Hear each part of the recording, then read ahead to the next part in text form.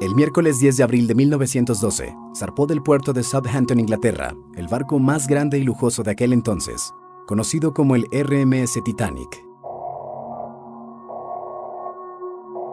Dentro del barco viajaban personas desde la más alta clase social hasta personas proletarias. Su destino era New York.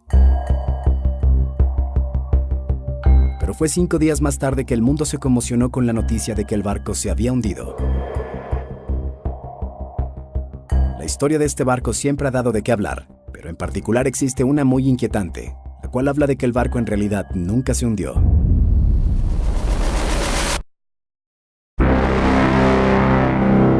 Mi nombre es René Baldo, y esto es Atrapados en el Tiempo.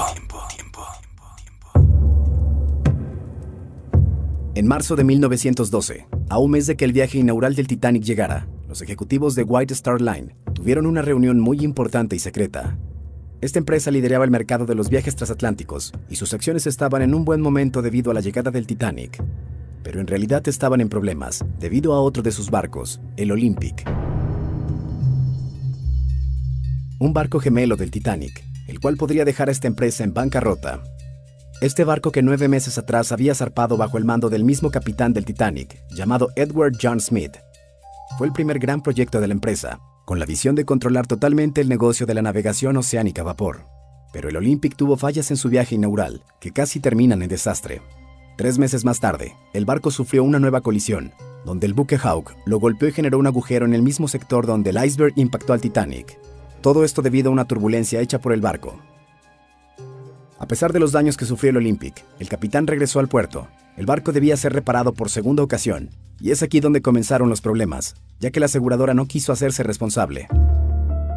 Los gastos eran millonarios, además de que el barco había quedado muy mal, así que la opción más viable para la compañía era hundirlo.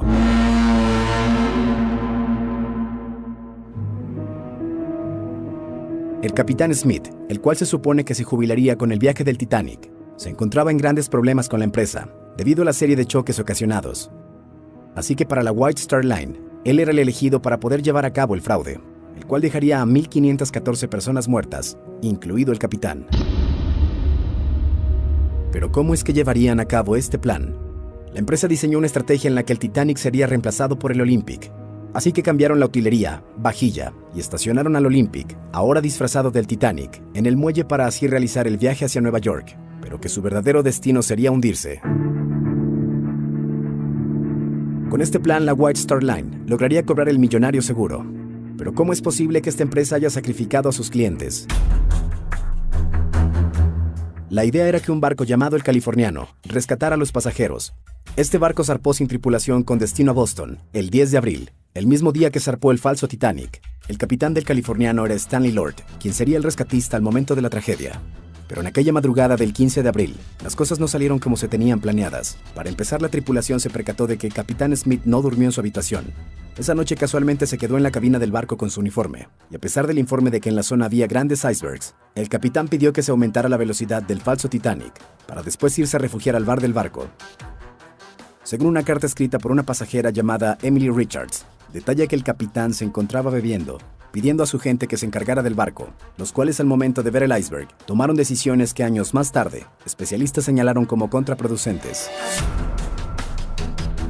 Después de la colisión con el iceberg, el barco tardó media hora en enviar el primer mensaje de auxilio, ya que tenían la seguridad de que el barco el Californiano lo rescataría. Pero algo cambió el destino de esta gran estafa.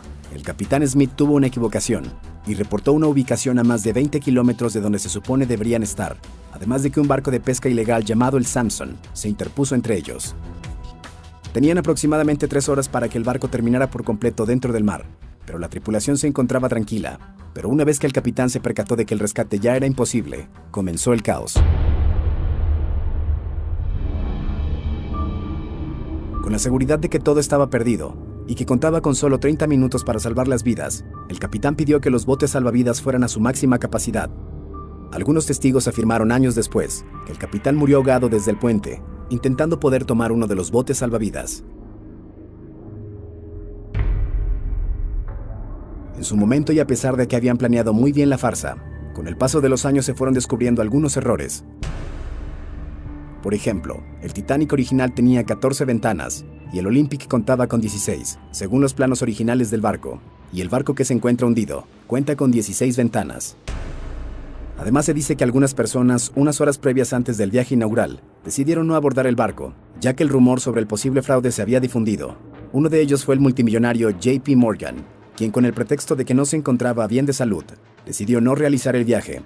Además, pidió que desembarcaran unas lujosas estatuas de bronce que llevaba, y extrañamente las envió en otra embarcación. 50 pasajeros más de primera clase también cancelaron su viaje. Además, la compañía White Star elevó la póliza de su seguro justo 2 semanas antes del viaje inaugural, modificando el seguro por gastos de destrucción total. Así fue que 2.223 pasajeros zarparon aquella tarde de abril de 1912 en un falso Titanic, convirtiéndose en una de las mayores tragedias marítimas de la historia. La empresa White Star Line cobró una suma de $12.5 millones por el seguro. La pregunta es, ¿qué pasó con el verdadero Titanic? Bajo el nombre de Olympic, navegó hasta el año 1935, cuando quedó fuera de uso. Los interiores del barco fueron subastados, y algunos de ellos son los que ves en pantalla, y se encuentran en un hotel en Inglaterra. Dime qué piensas al respecto. Deja tus comentarios debajo del video. Si te gustó, dale like y compártelo. Recuerda que también puedes escribirme a través de Instagram. Me encuentras como René Baldo. Gracias por suscribirte y activar las notificaciones. Esto es